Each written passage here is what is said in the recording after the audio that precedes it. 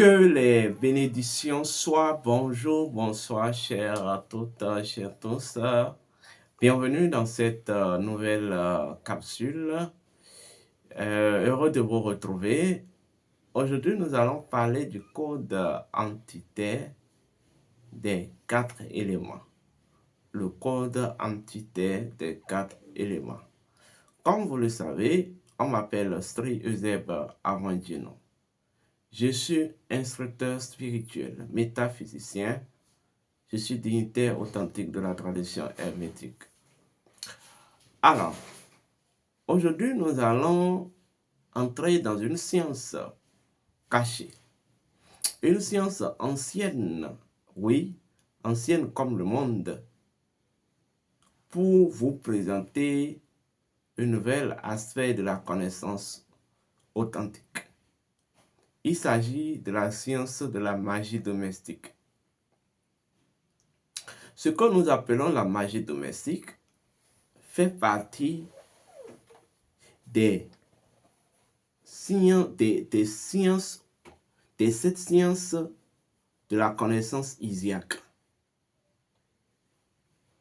La magie domestique, c'est un ensemble de codes et de mécanismes qui permet d'interagir avec les forces de la nature en les domestiquant à l'intérieur de soi-même. Le principe premier même de la science de la magie domestique, le grand Maître Jésus l'a énoncé plus tard dans la Bible des chrétiens en disant « Le monde que tu vois est le monde que tu es ». Toutes les choses que vous voyez, leurs graines se trouvent à l'intérieur de vous. Et qu'en réalité, pour que les choses soient véritablement les choses, il faudrait que par un processus, ces choses se retournent à leur propre source, qui n'est que votre paysage intérieur. Et c'est à ça véritablement consiste la magie domestique. La magie domestique permet à l'homme de se positionner au cœur de la nature et de voir la nature comme une réalité au sein de au sein de son paysage intérieur. Et que lui-même, en tant qu'humain, n'est que l'expression manifestée de cette réalité qui est à l'intérieur de lui. Et c'est ce que les grands initiés vous ont toujours enseigné en parlant de la divinité qui est en vous. Donc, vous allez constater que dans la magie domestique, on utilise certains éléments ou la plupart des éléments, on les étudie. Mais il ne s'agit pas en fait de la magie de votre maison, là où vous vivez et autres. Mais il s'agit de concevoir la nature en relation interne avec vous. Oui. Vous devez savoir que l'homme est au cœur de la nature, l'homme est au cœur de l'univers. Ce qui fait que tout ce que l'homme fait impacte la nature, impacte les univers. Les gens me diront, c'est un exemple que je vais prendre, que la nature a créé les animaux pour qu'ils mangent la viande. Je suis désolé, la nature n'a créé aucun animal pour qu'elle mange la viande. Je vais vous expliquer le mécanisme qui a conduit les animaux à se manger eux-mêmes. Lorsque l'homme et les créatures se sont émanés de la nature les a bénis en disant, a béni exemple l'homme en disant, non, d'abord a béni toutes les choses en disant, multipliez-vous sur la terre, et a béni l'homme en disant, domine les oiseaux du ciel, les bêtes de la terre, et tu te nourriras des verdus. Nulle part, il est dit que tu te nourriras de la viande. Mais étant donné que l'homme est au cœur du système cosmique et que l'idée de l'homme impacte le fonctionnement de tout le système cosmique, il est arrivé que l'homme a observé et a pris conscience qu'il peut manger la viande, qu'il peut manger les animaux autour de lui Et du coup, lorsque l'homme a pris conscience de cela, cela a modifié en même temps le quotidien génétique des animaux. Cela les a impactés dans ça qu'eux-mêmes se sont dit, si l'homme peut manger la viande, nous aussi nous pouvons manger la viande. C'est pour vous expliquer qu'en réalité, d'abord, ce que vous appelez le végétarisme est même à l'essence de l'univers, à l'essence de la création. Et que la carnivalerie, ou je vais dire la chèvrivalerie, la cannibalerie, c'est du fait de l'homme. Tout simplement. C'est du fait de l'homme. Je donne un exemple très simple. Imaginez un seul instant que vous êtes un enfant et que vous n'avez jamais pensé qu'on peut faire l'amour. À partir de ce moment où vous n'avez jamais pensé, cette réalité n'existe pas en vous. Mais au moment où vous allez grandir, vous allez prendre conscience que oui, je peux faire l'amour, vous allez constater que cette réalité va prendre forme en vous. C'est exactement la même chose en fait. La nature n'a jamais donné une trajectoire, ou n'a imposé une trajectoire à l'homme. Mais l'homme, en fonction de ses perceptions, s'impose une trajectoire et impose ça à tout son entourage. Ça, c'est des détours que je fais pour vous expliquer, en fait, profondément où nous en venons. La magie domestique oblige l'homme à créer un terrain d'harmonie entre sa nature, entre, en fait, son paysage intérieur et les forces de la nature au-delà d'elle. La magie domestique permet à l'homme de prendre conscience que il porte en elle, en lui, la graine de toutes les forces au sein de la nature. Et que même son objectif, le pourquoi il est sur Terre, c'est de parvenir à canaliser, à en fait reconnecter ses forces au sein de la nature à leur essence, à l'intérieur de lui.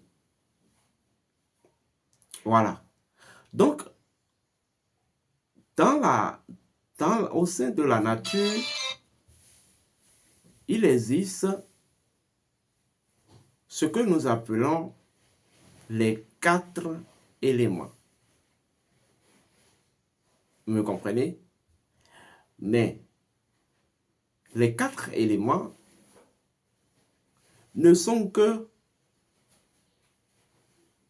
les 4 états d'évolution de ce qu'on va appeler la lumière primordiale. La lumière primordiale est originelle. C'est ce que je vais appeler, c'est une force. La force qui permet à la vie de se disposer de la capacité d'émaner et de créer toute chose. Donc la capacité d'émanation et de création des choses, c'est la lumière qui est en fait, c'est la lumière qui est la force potentielle, en fait, c'est la lumière qui est la force qui donne cette possibilité à la vie. Mais la lumière elle-même en tant que force évolue. Puisque ce que nous appelons la force est une forme d'intelligence. Et toute intelligence est d'abord évolutive.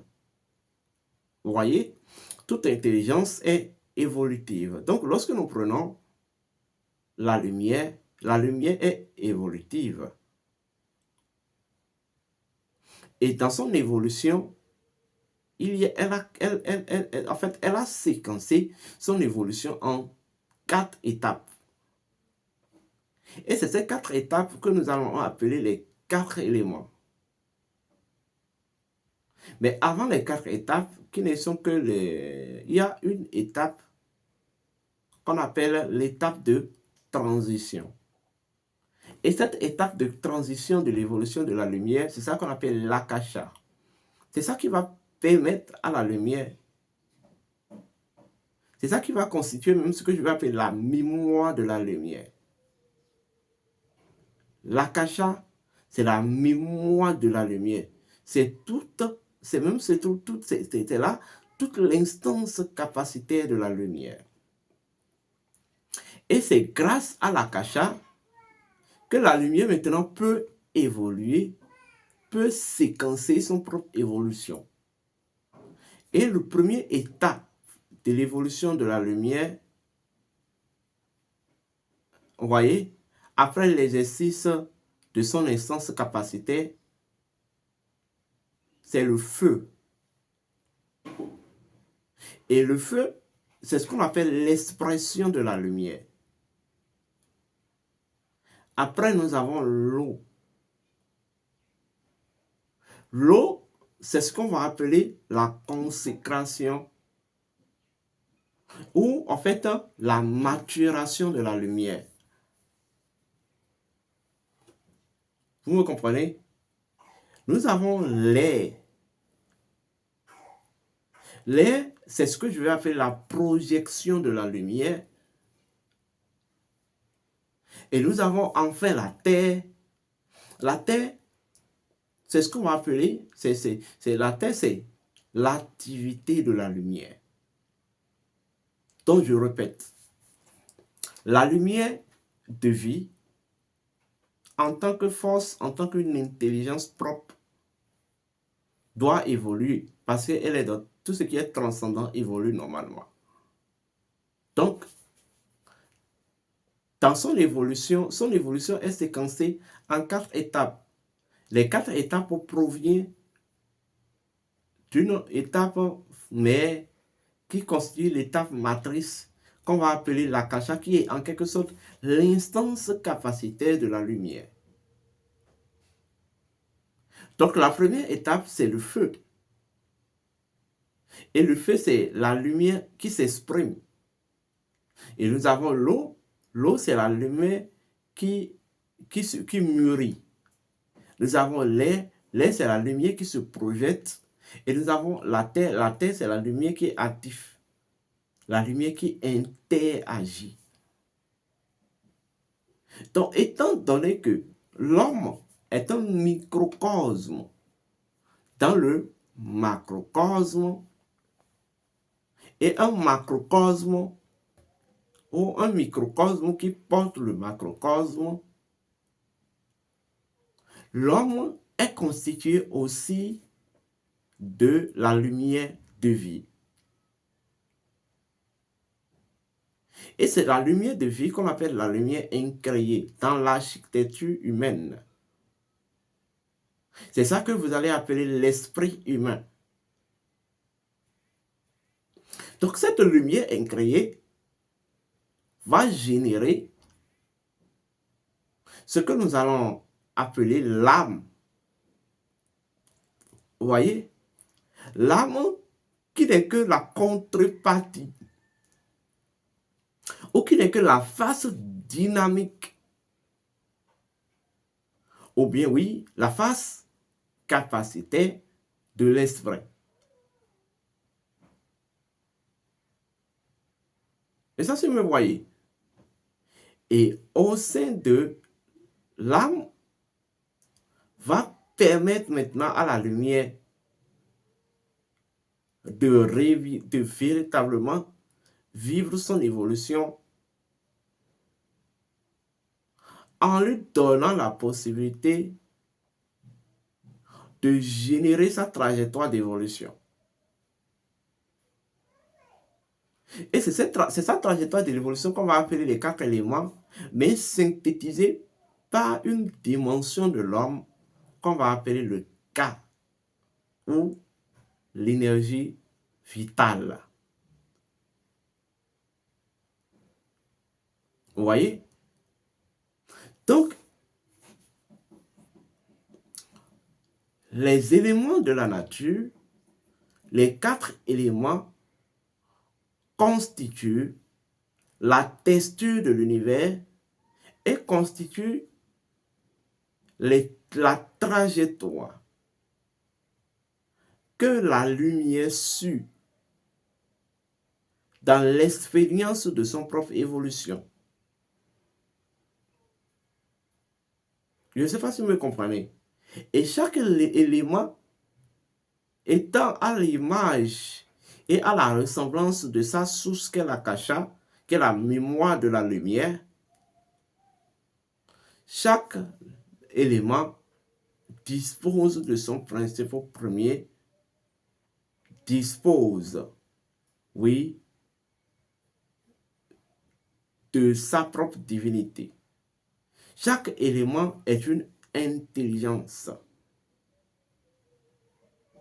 Vous voyez, qui a la capacité de transcendance et d'immanence. C'est là, ça devient intéressant. Lorsque vous prenez le feu, nous allons concevoir le feu en tant que principe premier, autrement dit en tant que divinité ou en tant que intelligence. Vous voyez, j'avais déjà fait une émission là-dessus, mais il y a à concevoir aussi le feu en tant que loi ou le feu en tant qu'unité de conscience. Et le feu en tant qu'unité de conscience, là nous allons voir maintenant les entités qui composent la nature du feu. Et ces entités sont en deux niveaux. Il y a les entités qui composent la nature ascendante du feu et les entités qui composent la nature descendante du feu.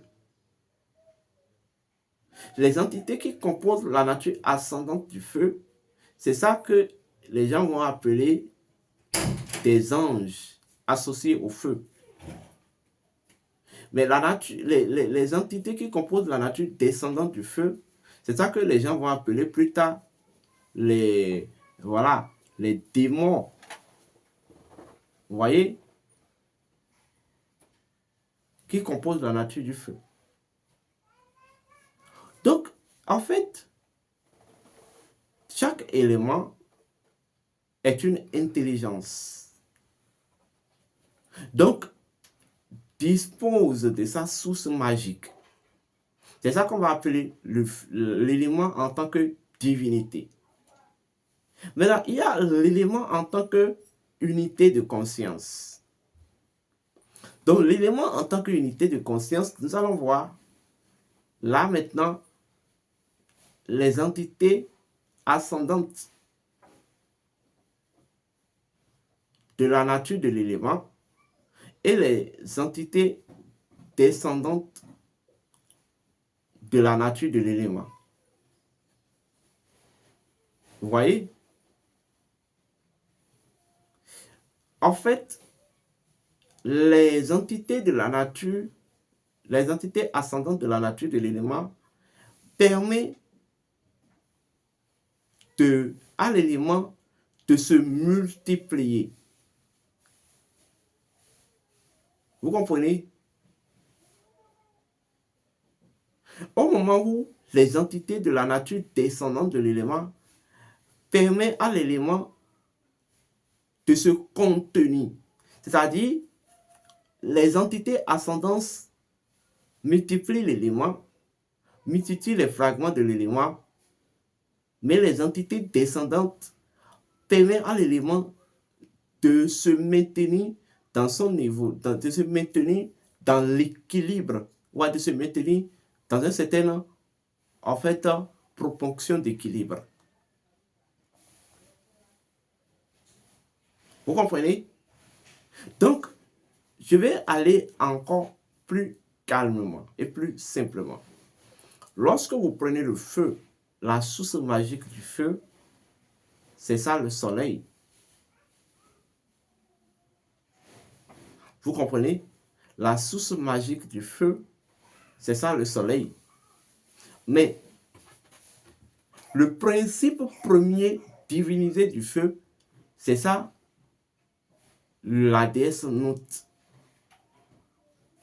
Ou d'autres vont appeler ça Repioso, ou le dieu tonnerre. Maintenant, il y a des entités ascendantes de la nature du feu. Nous vont parler de l'archange Michel, tout ça. Bref. Mais il y a aussi des entités démons de la nature du feu ou les entités descendantes de la nature du feu. C'est ça qu'on va appeler les salamandres et les zygones. Vous voyez, des salamandres et les zygones. Maintenant, quand nous prenons l'eau, la source magique de l'eau, c'est la lune. La source magique de l'eau, c'est la lune. Et le principe universel divinisé de l'eau, c'est le dieu Osiris. Ce que d'autres vont appeler la divinité Torosu. Est-ce qu'on me comprend? Voilà. Et lorsque nous allons encore plus loin, il y a la conscience ascendante de la nature de l'eau qui sont composées, voilà. Et d'autres vont parler, voilà, de l'archange Gabriel. Et nous avons la conscience descendante de la nature de l'eau, les entités associées à l'eau, les entités associées à la nature descendante de l'eau. On va parler des ondines et les sirènes. Vous voyez, il y a les entités, il y a en fait l'élément air. La source magique de l'élément air, la source magique primordiale de l'élément air, c'est ce que je vais appeler les étoiles. Vous comprenez? Et le principe divinisé, universel divinisé de l'air, c'est ça que les gens appellent le dieu serpent. Le dieu chou. Vous voyez? Et la conscience ascendante de la nature de l'air, ou les entités ascendantes de la nature de l'air, c'est ça en fait que les gens appellent l'archange Raphaël. La conscience ou les entités descendantes de la nature de l'air, c'est ça qu'on appelle les sylphes et les elfes. Vous voyez? En fait, et quand vous prenez la terre pour finir, la source magique de, voilà, de la terre, c'est ce que je vais appeler le noyau souterrain. Le noyau souterrain, le sang tellurique. Et le principe divinisé, le principe universel divinisé de la terre, c'est ça que les gens appellent Geb, ou d'autres vont appeler Sakpata. Donc, lorsque le code entitaire de la Terre, il y a les entités ascendantes de la nature de la Terre, l'archange Uriel, et la nature les entités descendant de la nature de la terre, les Yum et les Nez, où je vais en vous révélant tout cela. Écoutez-moi très bien. Toutes les entités ascendantes de la nature de chaque élément ou descendantes de la nature de chaque élément sont inférieures à l'humain et sont en fait au service de l'humain. Vous avez à les concevoir comme des codes que vous devez connaître et transmuter dans votre propre nature, et non des énergies que vous deviez adorer ou invoquer, comme vous l'enseignent voilà, la cavale occidentale, voilà. C'est des codes en réalité. Je vais en bref venir vous faire une émission sur ce que c'est que le règne angélique et en fait l'énergie sexuelle. Et en réalité, les anges ne sont nulle part que dans votre énergie sexuelle.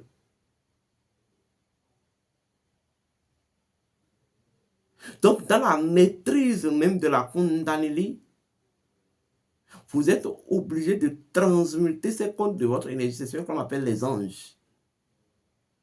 Et c'est la même chose au niveau des éléments. Lorsque vous prenez chaque élément, vous aurez à concevoir l'élément en trois aspects. L'élément en tant que principe premier et l'élément en tant qu'unité de conscience. Et il y a deux aspects de l'unité de conscience élémentale. Il y a l'aspect ascendant de l'unité de conscience de l'élément et l'aspect descendant de l'unité de conscience de l'élément. Vous comprenez?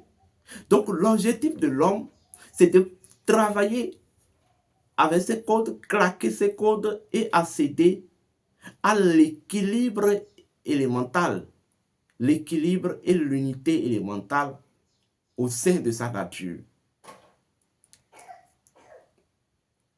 Et ça, si vous me comprenez. Mais le plus important, concevez chaque élément comme des principes.